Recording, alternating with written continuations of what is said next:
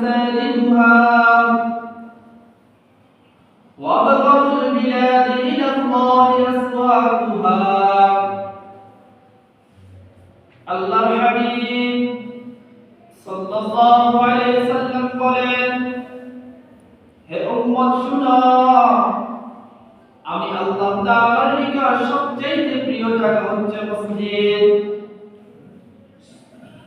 আল্লাহর হাবিব আমাদেরকে জানাই দিয়েছেন, হে আমার উম্মত, আল্লাহ তাআলার নিকট সবচেয়ে প্রিয় জায়গা মসজিদ। এই মসজিদের মধ্যে যখন তুমি আসবা, আল্লাহ তাআলার রহমত সাকিনা তোমার উপর নাযিল হতে থাকবে। আচ্ছা আসেন, এই মসজিদ এটা হচ্ছে আল্লাহ তাআলার ঘর। এটা কার ঘর? আল্লাহ তাআলার ঘর।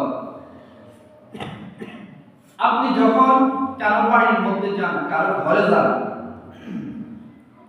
আপনি মেহমান হয়ে যান, আর যার ঘরের মধ্যে যান সে মেজবান হয়। সে কি হয়? মেজবান হয়। আমরা আল্লাহ তাআলার ঘরের মধ্যে আসছি, আমরা হচ্ছি মেহমান, আর মেজবান হচ্ছেন কে? আল্লাহ তাআলা। মেজবান যত বড় হয়, মেজবানের মেহমানদারি তত বড় হয়, ঠিক না? মেজবান যত বড় হয়, মেজবানের মেহমানদারি সবচেয়ে বড় হয়। আল্লাহ তাআলা তো সবচেয়ে বড়, আল্লাহ তাআলার মেহমানদারিও সবচেয়ে বড়। দেখেন, আপনি যখন ওযু করিয়া মসজিদের দিকে রওনা দিয়েছেন, তখনই আপনার মেহমানদারি শুরু হয়ে গেছে। কিভাবে? আল্লাহ রাসূল বলেন, তুমি যখন ওযু করিয়া মসজিদের দিকে যাইতেছ, তখনই প্রতি কদমে কদমে নেকি দিয়ে দেন কে? আল্লাহ। এক কদম দিবা এক নেকি, এক কদম দিবা একটা গুনাহ মাফ। সুবহানাল্লাহ। তাহলে মসজিদের মধ্যে আসে, আর এই মসজিদের মধ্যে রহমত সাকিনা বর্ষণ হইতে থাকে। আরশে আজিম থেকে রহমত সাকিনা এই মসজিদের মধ্যে বর্ষণ হয়, আর এই মসজিদ থেকে গ্রামের প্রতিটা ঘরে, মহল্লায়, সব জায়গায় বিতরণ হয়ে যায়। সুবহানাল্লাহ।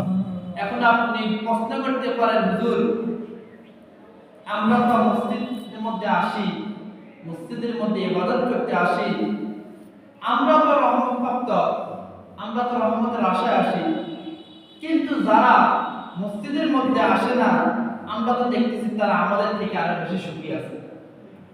তারা আমাদের থেকে বেশি কি আছে? সুখী আছে। এটা আপনার প্রশ্ন হতে পারে। এটার উত্তর হচ্ছে, এই মসজিদের থেকে যে রহমত বন্টন হয়, নামাজি বেনামাজি সবার ঘরের মধ্যে যায়, সবার ঘরের মধ্যে যায়। কিন্তু আমরা এই দুনিয়ার মধ্যে কিছু পাই, আখিরাতে সব পাবো। আখিরাতে কি পাবো? সব পাবো। কিন্তু যারা নাফরমান, যারা বেনামাজি, তারা দুনিয়ার মধ্যে পাবে কিছু কিছু, পরকালে পাবে না কোনো কিছু। কথা বুঝে আসছে? দুনিয়াতে পাবে কিছু কিছু, পরকালে পাবে না কোনো কিছু। আর আমরা এখানে পাবো কিছু কিছু, পরকালে পাবো সব কিছু।